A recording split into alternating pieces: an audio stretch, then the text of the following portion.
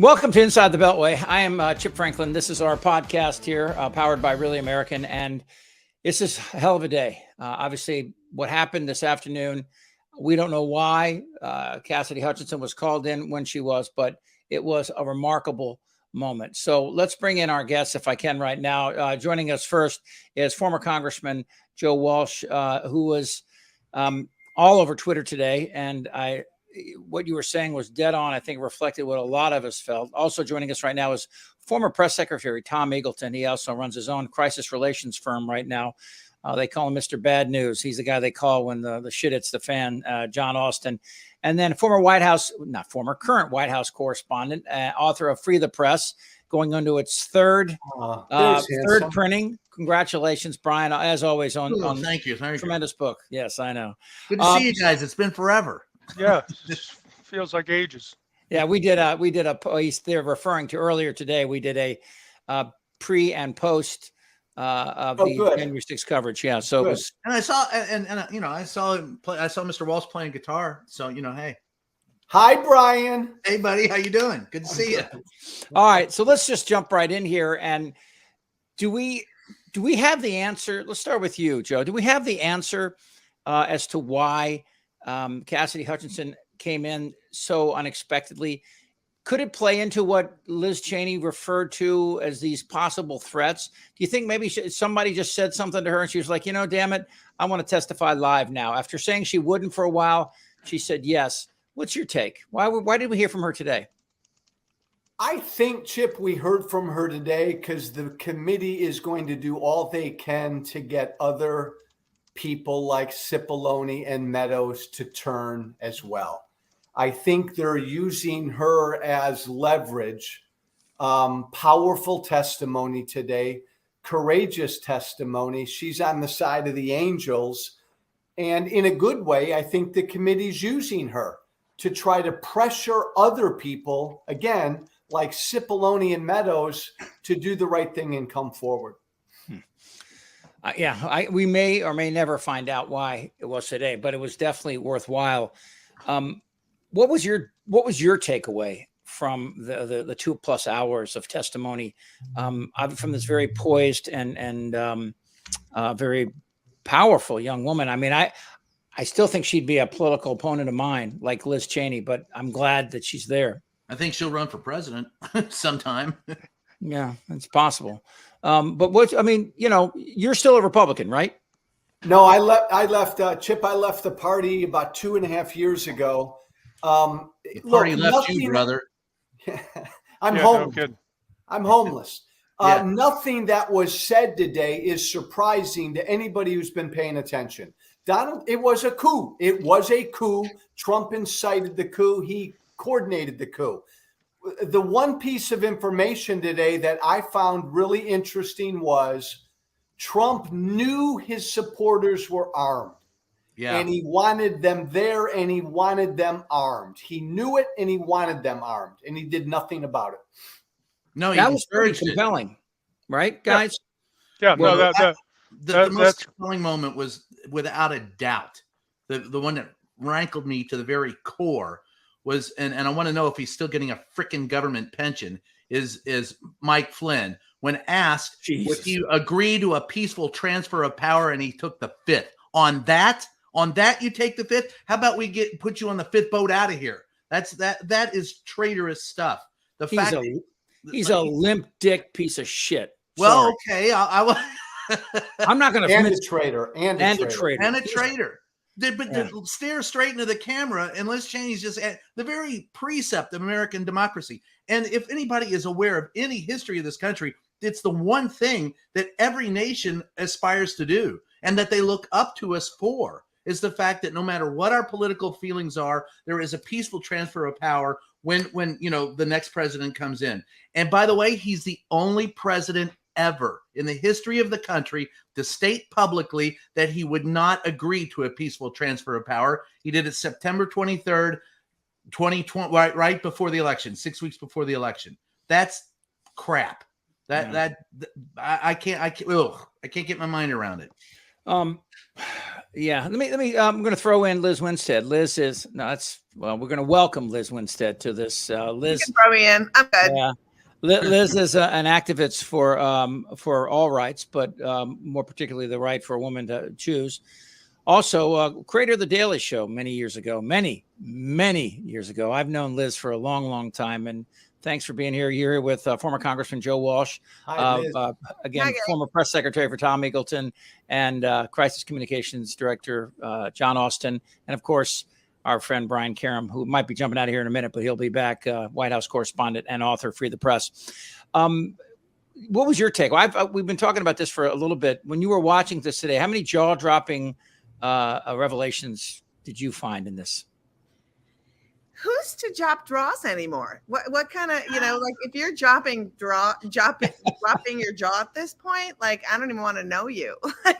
Right. Yeah. I mean, I think I don't care if they have weapons. I mean, that was really intense. I think it's just what we already all knew. And I think that we've been living in, and welcome Joe to us being jaw dropped. I'm excited that you left the party because, Thanks, Liz. but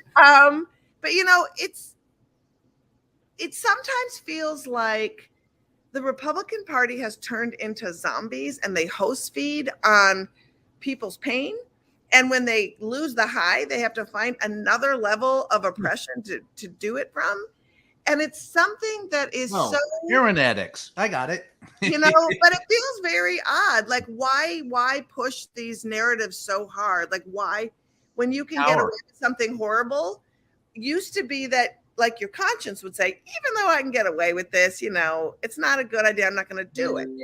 So to not have that be any kind of moral principle anymore, it didn't matter. I was talking to an old friend of mine who, when we met back in the 90s, he was a Republican and we were good friends, and we wouldn't fight about if there was a situation or a crisis. Our arguments would be about how we fixed it, right? And so it wasn't a denial of poverty or abortion or climate. It was, how are we going to fix it? And now to be able to blanketly deny what we all saw with our lion eyes, I don't know where we go from here. I know where we went. Feels hard. This is right. Where we went, without a doubt. Where we went, if you take that very sentiment, is what gave us the current Supreme Court. And that is how we ended up with this Supreme Court.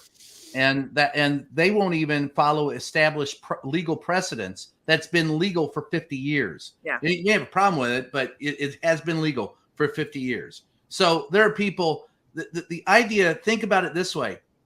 Women got the right to vote in 2021. 50 years later, Roe v. Wade came along. What if instead of, and 50 years after that, they're getting rid of Roe v. Wade? What if in 1971, instead of getting Roe v. Wade, women lost the vote? That's the equivalent of what happened with the Supreme Court. That's exactly, there's a direct line. And you can't deny that all of this was made possible by the foul stench of Donald Trump.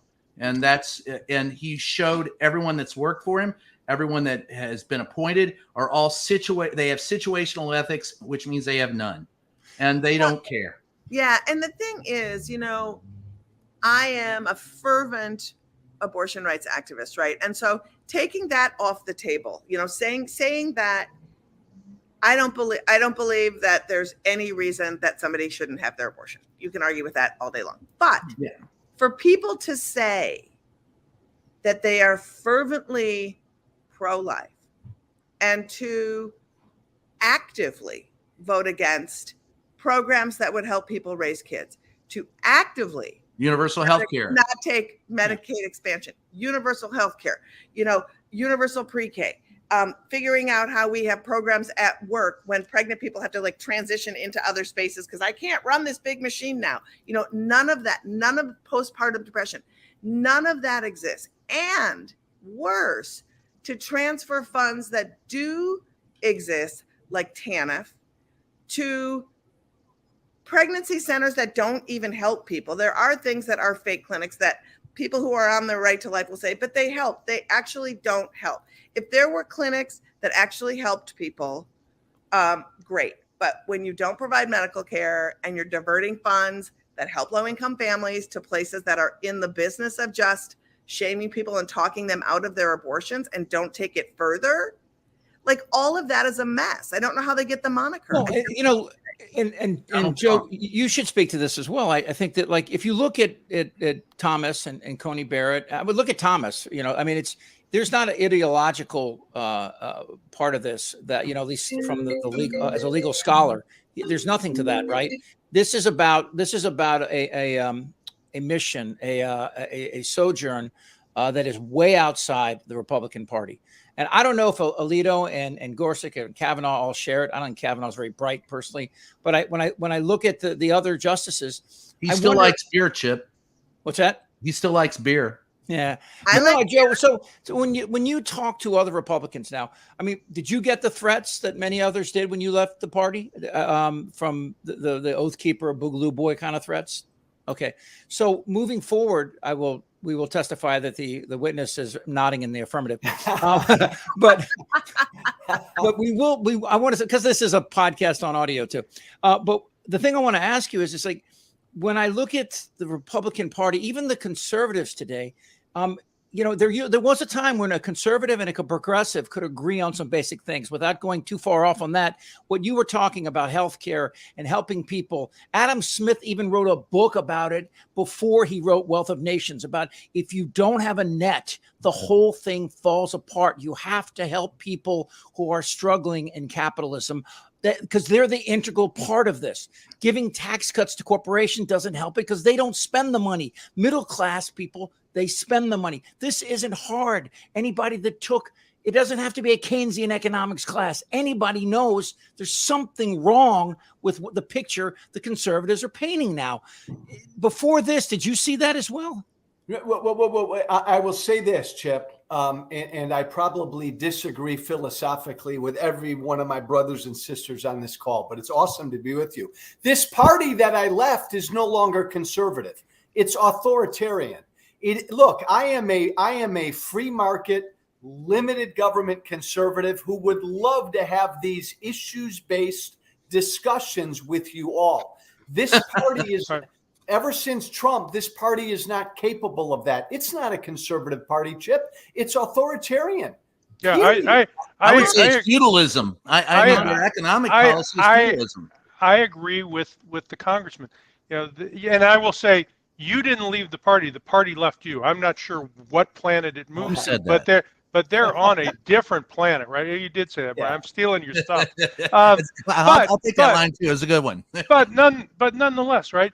It used to be that, to your point, you know, we could all agree on basic principles and then debate how much limited government is too much or too little, right? Yeah. And we'll have that debate all day long with people, but I can't debate with people on a basis where we can't even agree on whether or not, you know, what system of government we're living under, or whether or not, you know, people are really conducting like blood drinking rituals in the basement of pizza restaurants. If that's your frame that you're putting around reality, I'm not sure where I find common ground with that person. Well, you can't, my friend, you can't.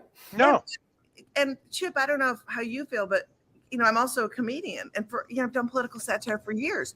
And so now, ever since Trump, I can't even do smart comedy about like the ideology of people I disagree with, because it's literally, and then a lot of people just jumped on this like Trump bandwagon as though it was political satire, when really you're just literally making fun of the mentally ill. How do you satire the president of the United States grabbing the wheel of and beating a Secret Service guy off, trying to grab the steering wheel? If you wrote that in a script, people would go, "Are you fucking nuts? How much acid did you have at Woodstock? Get the fuck out of here!" I know. He did it.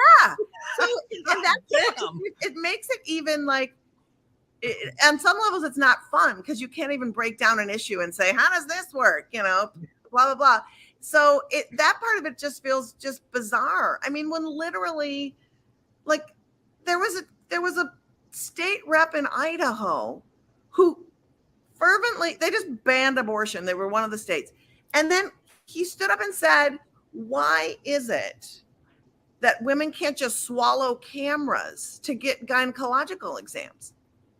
Yeah, and it's Shut your face hole if you don't even know how shit works. Like, well, let me ask. Along that same line, you have many states now, the trigger law states that are they're in play. Yeah. And the thing to understand, I think, when we look at this is like, how far can this go? I've talked to different former federal prosecutors and current attorneys. Ken Paxton and the Attorney General in Texas says they want to revisit Lawrence versus Texas, which would get rid of sodomy laws. Reimpose sodomy laws, right? Yeah. So, and the Georgia has talked about chasing women who try to leave. It gets even better. The governor of Mississippi said, we have dogs we could put at the airports that can smell the hormones that women put off when they're pregnant, so we can stop pregnant women from leaving the state. The fact that they're saying this out loud is ridiculous, but it's also, I would have never guessed 6 years ago we'd be having these discussions. Did you see this coming before Trump, or is Trump truly the tumor? Look, yes, we started this organization back when Wendy Davis was on the floor of the Texas State House because Texas started this garbage in 2010. And there was model legislation written that was dumped in 26 states. And it's been happening for 10 years. Trump, this isn't where Trump comes in is the Supreme Court and the lower court, right? Under Obama, who I like, this was happening. I'm going to just say something that's going to make everybody mad, but maybe not these guys. These crackpot anti-abortion men gave us all this shit. And my Democratic progressive men friends who are supposed to care haven't stepped up at all. I totally agree. In coalition to talk about this as a human right. So guess what? It's like, guys, what are you doing? If you care, where are you? So let me ask the question that, Joe, many people look at Trump as a tumor, and the cancer had been there a long time. By the time you show a tumor, the cancer's already been through your body. Did you see this in the Republican Party before Trump? Did you see this movement? And if not, you can even make a case. Hold on. I'll make a case that Obama and his reaction to Snowden and to some of these others was a little authoritarian. And I disagree with it. I disagree with Snowden, but I also believe that Obama and Holder had some issues that I disagreed with as well. I agree. Yeah. Okay. So let me ask you. So, you left the party after Trump. But was it specifically because of Trump? Not only, Chip, did I see this coming, I've publicly apologized for 5 years for helping to bring us Trump. Look, my former political party is fully radicalized. And people like me over the last 12 to 15 years, Tea Party Joe Walsh, I wasn't the only one, we helped to radicalize Republican voters. I'm not proud of it, and I've apologized for it. Trump is like the final personification of that, because now they're fully radicalized. Back when I was in Congress and the Tea Party was alive, I could see some of it. I could see a lot of it, but now it's fully radicalized. They no longer believe in truth, and they've given up on democracy. Well, you know this. The early Tea Party, Joe, was about fiscal responsibility. It didn't entail all this. Bingo. I was invited to speak when I started. John knows this. John's known me 40 years. When I started in talk radio, I was right of center, right? When I left the comedy clubs, but not socially on social issues. But I really believed this idea, that somehow we could do things more efficiently and still be a great nation. And then, when you started to see the subprime crisis and you saw these corporations, we'd give them huge tax cuts. They'd park it overseas. They wouldn't hire people because you know what? Economics classes teach you if you don't need labor, you're not going to hire labor. You hire labor based on demand. So why were we giving these? Trump gave corporations a 40% tax cut that did not sunset. He gave Americans a tax cut that was good for a year. Then it was gone. So Chip, the Tea Party, I got into it because it was all about fiscal responsibility. We can argue about that and debate it, but then we didn't do anything about fiscal responsibility. And then the movement metastasized into something uglier. And that's what Trump tapped into. Yeah. John, you of all the people I know, you were working on Capitol Hill when we were both in our early 20s. Did you see this coming? No, I mean, yes, and no, right? I mean, I can go back to the Gingrich speakership, right, and even before that, the Contract for America and things like that, where if I were going to put a stake in the sand and say this is where it started, it'd be there when Gingrich explicitly was telling his caucus, use words like pervert, out of, really hard language that it had not been much in the public square, came into vogue, and that really was, I think, a beginning of a trend that was present there, and then social media just accelerated it. And I think that when the history of this time is written, there's going to be a lot of focus on the strategic error we made of letting tech companies for the last 20 years basically build whatever the hell they want, throw it out in the marketplace and say, hey, see what happens when you play with this a little bit. It's a little bit like if somebody had built a bunch of bombs and said, hey, we built these, we're not sure exactly what they've done, let's give them to everybody, including our kids, and see what they can do with it. Well, I think we're starting to see some of the consequences of that experimentation. But it's not social media; it's human beings. There's nothing. No, I disagree. Social media has changed the game, and it's changed the way human beings interact. Right? It used to be. It used to be that if you had the crazy guy down at the end of your block who had the weird sign in his yard with all the writing that was there, and you talked to him a little bit, and you went back in your house and you said, Bill's kind of losing it a little bit. Bill could influence maybe about 11 people on the planet. Well, now Bill's got a Twitter account and a TikTok account and an OnlyFans account and God knows what else. And Bill can reach all 7 billion of us, right, potentially, and find all the other Bills in the world. And once you got a couple hundred Bills, storming the Capitol, you got a ready-made force. See, I have to slightly disagree because Bill was never alone. And that is the mistake that all sides, I think, made, is that working in this movement as long as I have and tracking anti-abortion extremism, we've been trying to shout from the rooftops forever about these churches that none of us probably ever went to, but that these, you get these churches, sometimes there's 30, 50 people in these churches, sometimes there's 500 people. But they're radicalizing churches that are having camps, arm their kids, and all of this stuff. And so you think that this church of 50 people wasn't part of a network before the internet? And they were, and I credit that. I've been at those Operation Rescue things that they used to mount back in the 80s and 90s. It's not they used to mount. That's your problem. It's not that they used to mount them. They have mounted them. They've mounted them forever. They have grown. But now with the social media thing, instead of 30 people being radicalized, they're radicalizing 3,000, right? And there's just a difference in numbers there. But what do you do? What do you do? It's the lay of the land. That's a good question. Here I'm gonna make a prescription that I know we can't fill, which is Congress needs to get off its ass and revise the laws about telecommunication, so that there's some accountability. Right now, who's accountable for the radicalization that goes on there, right? How do you stop $1 trillion corporation when they own half of the people that are supposed to vote on how to stop a corporation? Talk to Bill Clinton about that. He's the one that opened up those floodgates. You're exactly right. And we all are somewhat complicit. Every time we shop online or we participate in social media or whatever, maybe we're not contributing to this specific problem, but we are using the systems that other people are using to do this radicalization, and in a indirect way supporting it.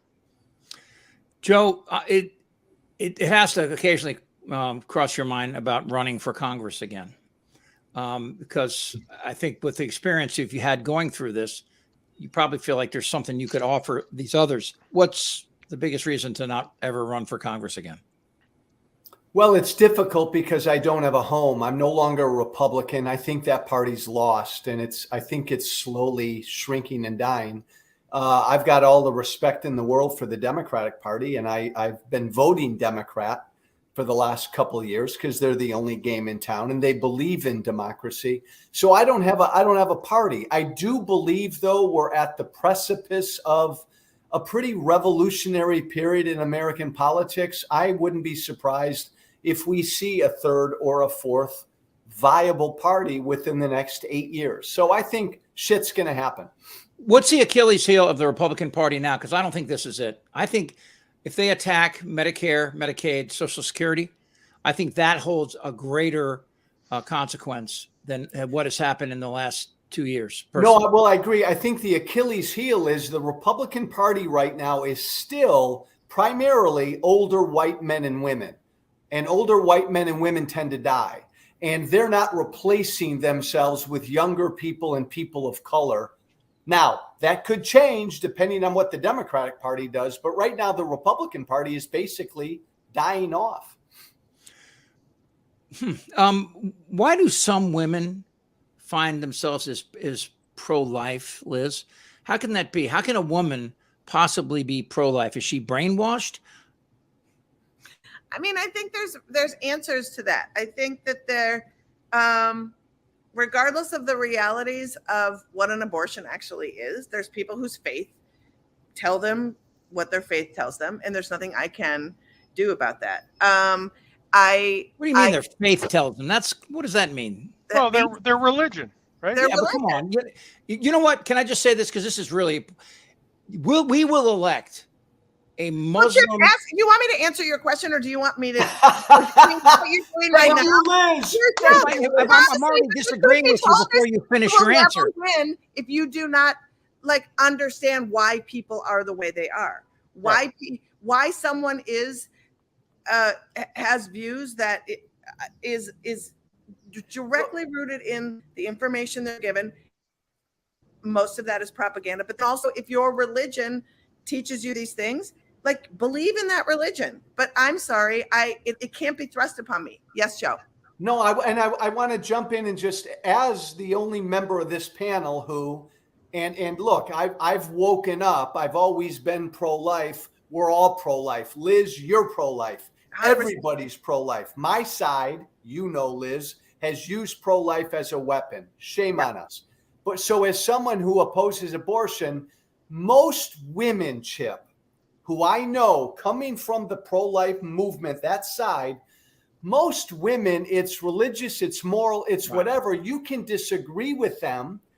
They most believe that's a life. And most want to save babies. Not all, but most do. Some babies. Well, they're deciding that it's a baby, and that's fundamentally exactly. That's what their religion tells them, and that's not what science tells them, right? So that's why I say, why don't folks who are that way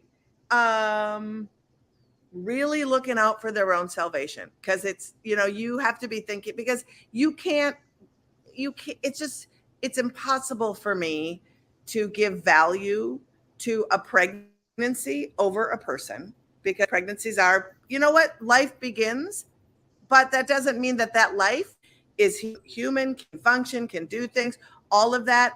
I mean, it's unbelievable to think that we could live in a country that values pregnancy over people and that also forces someone into pregnancy and birth as though those are small things. Jonathan Katz wants the last thing I'll say, and Liz may agree with me, maybe not. I think since Roe now has been knocked down and this issue has been returned to the people and the states, I actually think it's advantaged pro-choice all the way, because most Americans are not where the extreme pro-life movement is. Joe, it'll just take 20 years to recover. Hang on, wait. I have never in my life seen men join us in this fight, and unless they do, Joe, it's not. It will be a rallying cry for more people, but men literally have to feel in the way issues move politicians, and you've been when is when somebody comes before you with that feeling in their being and that core and says to you, Joe Walsh, I am going to work my ass off. And I'm going to tell you right now, you will not have your job unless you honor this thing. And unless an elected official hears that from a broad base of constituents, they can still say, and the Democratic Party has done it over and over again, they've done it to me, you got to just put that aside because other things are more important. Yeah. That's a wedge issue. That's a this. And until men stop saying that and say, I will stand with you, I hold up your humanity as my own, it's my biggest worry, Joe, now that this has been exposed, it's my biggest worry that it won't happen when it should. Interesting. And if it doesn't, then I'm not going to have any sympathy for the people who the day after election go, what a disaster, what an awful thing that had happened, because they didn't vote. It didn't vote. I mean, it just, it is just inexplicable to me that people don't get that connection. Because to your point, look, politically, I don't think the January 6th hearings are going to impact the midterms at all. It pains me to say it. Republicans. I agree with you, Joe. I think you're right. But Liz, I think the road decision could impact the midterms. Yes, I hope it does. If this doesn't get if this doesn't get the base, or whatever it is, it's beyond the base. If this doesn't get people motivated and realizing that, that their rights are at risk, and Liz, I agree with you completely. If guys don't feel that in their gut, then woe unto them. Well, I want to say that life begins at ejaculation, so I support mandatory vasectomies. Now, once you put men in the same, I'm kidding, of course, but once you put men in that box, if they could see what women actually face, because honest to God, I don't know. I've never given birth. Mazel tov. That's your decision to make. I should have nothing. Whatever my opinion is on it, it pales in comparison to the person who's actually going through it. Right. But I think we have a deeper problem, and that is the fact that the Supreme Court is ignoring established legal precedents. Yeah, 50-year legal precedent. To me, that's the deeper issue. And they use, and this issue is a very emotional issue. Women's rights, abortion, the right to choose, whatever slogan you're going to use, it will trigger an emotional response. But the deeper problem of a rogue, and these people have shown no breaks. They have no breaks whatsoever. They are not, the Supreme Court of the United States is going to go over and overturn. Look, it's Hey, Brian. Sullivan versus Tom. Yeah. You know what the problem is? My former party has a son of a bitch like Mitch McConnell, and the Democrats don't have a Mitch McConnell. No, they got a guy named Chuck Schumer who can't fucking do a thing. You know what I say, Joe? I need a Democrat who will punch me in the nose. Honestly, yes. I am so sick of Democrats. A party of no heart and a party of no head. You got it, Liz. James Carville, who said, "Listen, I don't like the Republicans, but you have to admire their work ethic." Where is his battle? Where is his feistiness today? It doesn't exist. A PowerPoint presentation to a knife fight. Just stop it. No, I'm telling you, that's a tough room. Hey. Profoundly ridiculous when we are in life and death situations, and you can't even when your leadership can't muster up the understanding of the precipice that we're at and reflect that back. And I'm sorry, when Nancy Pelosi in the House has passed laws, great, but when Nancy Pelosi has given money to Quaylar and Stupak and the guy who was in Illinois 3, that Marie Newman, what was his name? Lipinski, anti-abortion Democrats. And then sends out a fundraising email that says, help us keep the House pro-choice. I'm sorry, that just doesn't fly. It just doesn't fly. And to me, one of the problems with leadership has to do with religion. And I don't want to go down this road too far, but you and I both know that they will someday elect a gay Muslim before they elect an atheist. They will not elect, although an atheist would keep us safe, because an atheist wants everybody to be safe right now, and they're not waiting for the rapture. But to use this, let me use it in a metaphor, Liz, that you'll get. One of the biggest problems in stand-up comedy is everybody wants to be a headliner. but very few people actually have the material to get there. Sometimes they'll get there because of celebrity, or they'll get there because maybe they play a guitar and do crazy gyrations, but they shouldn't be there. What they're saying and what they're expressing are not good. They're usually not original thoughts, usually stolen. It's a difficult climb. The best spot, the most effective spot in a comedy is the middle person. He's got a shorter period of time. They call him the feature act. And the feature act actually is generally, in my opinion, in most comedy clubs across this country, the best act, but the least paid attention to. And this is one of the problems we have, the ascension of personality cults, the ascension of people who latch on to, be it demagoguery through religion or some sort of political ideology that's not real. I mean, most people today, and people who are listening to this right now, they can't tell you how many members there are in the House of Representatives. They can't even tell you how many they're supposed to be from the way we originally designed it.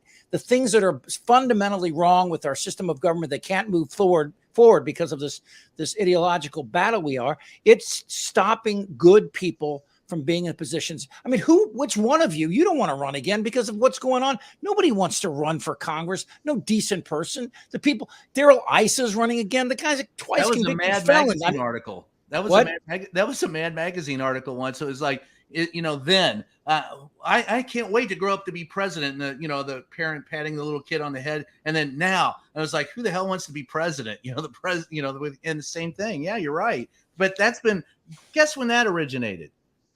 Richard Nixon. What? Yeah. That was the great soiling of democracy.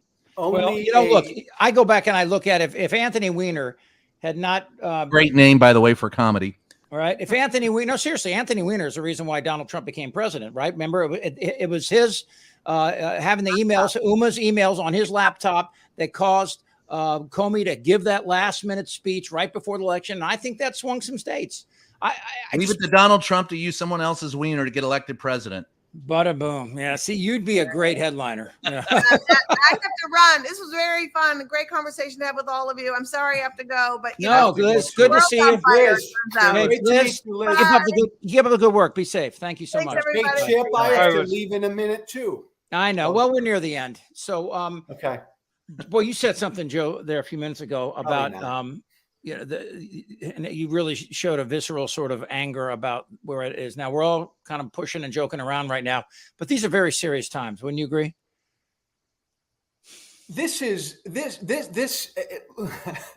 We do not live in a dull time. I mean, 18 months ago, Chip, there was an insurrection in this country. 18 months ago. It's going to get worse. Brian and I have argued about this. Things are going to get uglier and more violent before or if they get better. I still have hope. I'm on this side of the dirt, and I know. Look, you look at it, Joe, you look at it factually, and there are a couple of things that frighten everyone. It took a 23, 24-year-old staffer to come forward. I want to know, where was everyone else in this process? Why did it fall down so badly? When Matthews, Meadows, and Jim Jordan, why didn't any of these people step forward? Why did she wait? Well, maybe she wasn't asked because nobody knew, but she stepped forward with some trepidation. And there were two of the most telling comments I've ever seen on television. One is Mike Flynn saying, I'll take the fifth when you're going to support a peaceful transfer of power. And her statement when she said, she went into it wanting to support the president. She went into it and she wanted to do her job. And she said she left. She said, I was sad. As personally, I was sad. As an American, I was disgusted. Yeah, but Brian, here's why I'm dark. I'm bearish on our future. After today's testimony, not one elected Republican will say a thing. Not one. Well, only the two on that committee. That's it. But by the way, they're not Republicans. They're not Liz Cheney and Ann McKinzinger. For all intents and purposes, they don't belong in this party anymore. Well, that's my question. Do you see? I keep thinking that I'm seeing a substrata, a sub menu here, a sidebar with the Democrats trying to help the Republicans regain the party that you once were a part of. part of this is to flush the poison of Trump out of the Republicans. All the witnesses have been Republican. All these people coming forward have been trying to divulge themselves of Donald Trump. And I think that the Democrats are assisting them in that effort. Well, and you may. And Brian, the impact of these hearings may be you may flush yourself of Donald Trump, but not then Trumpism. you're going to get Ron DeSantis. Right. Unless, well, I don't think he can win nationally, but yeah, I think he would win the nomination. Who's going to beat him? Yeah, who's going to beat him? What Democrat's going to beat him? 99-year-old Joe Biden. Who's going to beat him? No, I don't think Joe. I don't think Joe Biden should run again. And I would like to see. There are a lot of people I would like to see run, but I don't know. I honestly don't know. But I don't. Who is the Republican you would most like to hear from? Not McConnell, I'm guessing. Who is the Republican that's silent right now that would like to see stand up? Somebody that Meadows. No, I'll tell you what, Chip. A guy I served with who's kept his fucking mouth shut for 6 years, and he left Congress and he went to work, or he went on Fox News's board, former Congressman Speaker Paul Ryan, hasn't said one fucking thing about Donald Trump. I wish a guy like that would stand up. He was at the White House Correspondents Association gave some things to college students, and he showed up to talk to us. And I ran into him privately before and after. And what he privately thinks of Donald Trump, he should say publicly. I'll agree with you there 100%. When he gave away those scholarships, he came over the side. I said, what are you even doing? I mean, because he was praising, the Fourth Estate by showing up for these scholarships. I said, what are you even doing in this administration? And what he told me, I won't repeat because he asked me not to, but I wish he had the temerity. That's a nice word for saying, balls. Yeah, thank you. I wish he had the balls to stand up and say what he really thought of Donald Trump. Well, and apply that to a lot of people in the congressman's former party. Yeah. I can't tell you how, just in my personal, I don't know a lot of people who are members of Congress, but I know a fair number of Republicans through my business. And to a person, they will tell you, how disgusted they are by the guy's behavior, by some of the and they won't things do anything, and they won't do a thing for them, and some of them can somehow balance that with still giving him money. I mean, it's beyond me. Bill Barr said he was full of bullshit, and then 2 weeks later, what did he bullshit out? He said, "Hey, if he ran for president again, I'd vote for him." So did the guy from the Powers is his name? Unless he isn't a surprise, because Powers is a very conservative man. I think again when he came forward, that was a pitch he was trying to make a pitch to the evangelicals that if you really follow Christianity, I'm the guy. What we're doing is the Christian thing to do. And I think that was the subtext. That was the word I was looking for earlier. That's the subtext to his testimony. But gentlemen, I have to run. Chip, I have to run. Thank you, my friend. All right, Joe. Well, next time, great to meet you. What's that? No, great to see you all and great to meet. Let's do it again. Okay. See you again too, Joe. Right. Congressman, nice to meet you. Thank you. Very good to meet you, my friend. Thank you. Take care. All right. Again, best to Helene. Oh well, he's gone. Obviously, to hear people that are close to this express that bearish point of view, I don't know if they know what they're talking about or it's a feeling. I'll put myself in the middle between Brian and the congressman in that I think we've still got rougher times ahead of us, but I'm optimistic for the long term. I think rougher times. Well, I think in terms of this political, dysfunction we have here and the hollowing out of the Republican Party, I think there are more cards to be played in that before that burns itself out. And some of those I can't help but think are going to be painful. But I think there will be a day after that. I think there'll be a day after when, kind of like that movie, kind of like the scene in The Hangover, right? Where you wake up in Vegas and the room is a disaster and you go, what the fuck did we do last night? I think we as a culture are going to have that moment. Which politician is the tiger? Which one is Mike Tyson? Which one is Mike Tyson? Walker right? belongs to Mike Tyson. Yeah, there you go. Good call. I don't know, Oh, man. Jesus. All right. Well, you know, I'm not sure we accomplished anything here, but it's fun to hear you guys talk. I love Liz. Liz is, I've known her for God back to the 80s, and she used to work my comedy clubs in DC. And you know, it's funny. She was a comic who, she's going to see this and take umbrage, but I don't mean it in a bad way. She wasn't hysterically funny. She was very insightful. She was smart, funny. So you had to have the right crowd. Kind of like, I mean, there were a lot of great comics like that. Jonathan Katz, Stephen Wright, when he first started out. Oh, yeah. You know, but you know, so some of my favorite comics weren't the kind of comics that made the headlines. The Would you people that put really Mitch like Hedberg it. there? What's that? Would you put Mitch in that category, Heidelberg? Oh, Mitch Hedberg? Yeah. Yes. Yeah, totally. Yeah. But I mean, you know, I always admired a monologist, a person that had a real low key point of view, made the words matter, had substance to what they had to say, as opposed to people, you know, I mean, when I see Steve Martin and Martin Short back on, I'm like, what are you guys? You're like in your 70s. It's embarrassing, man. You don't have anything to say. George Carlin was still speaking to the truth. You know, in his late 70s, he was still saying things of relevance. That's what I want out of politicians. I think it's actually an interesting metaphor. You froze. Or maybe you maybe froze. Yeah. Well, All right, let's do it on that note. We'll move down the road. Again, John, always, brother, good to see you. And Brian, Thank you you, well, brother. my friend. We'll talk to you soon. Okay. All right, later. Again, Brian Karem. All right, I'm Chip Franklin. That's it for this edition of Inside the Beltway. Follow us on Really American on Twitter and on YouTube and on Facebook. Check it out on YouTube. Actually, right now you can see this and other great videos that we post there every single day. Be well.